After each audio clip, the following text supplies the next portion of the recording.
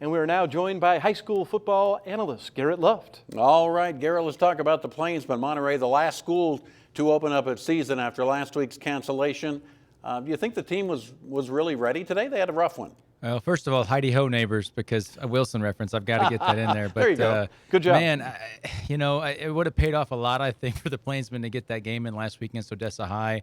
The Wylie Ball Club, I think, is a team that looks very strong. Cooper will have to keep an eye on them for district play because they're far better than they've been the last 2 years. But Monterey turned the ball over twice. For a little bit there, it felt like the school colors changed to yellow because there were so many flags on the field all night.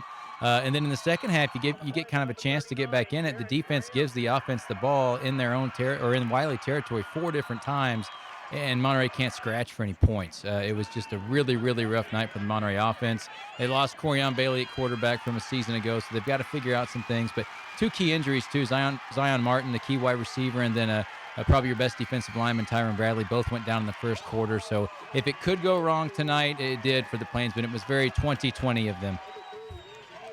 Yeah, Coronado and Cooper, Garrett, are game of the week. I mean, what do you say about Coronado? I mean, the offense is there, and we know that, but is the defense underrated a little bit? Well, it's hard to say because, Cooper struggled to move the ball a week ago as well, and right. So you kind of wonder if there's some more problems with their offense, but I certainly think they're formidable. There's not been a defense at Coronado that's always been known for that side. It's the offense you hear about with a Coach Parr team. But I think both sides of the ball are ready to really make a run this year. Robertson with 3 TDs tonight, no big deal. Ho-hum.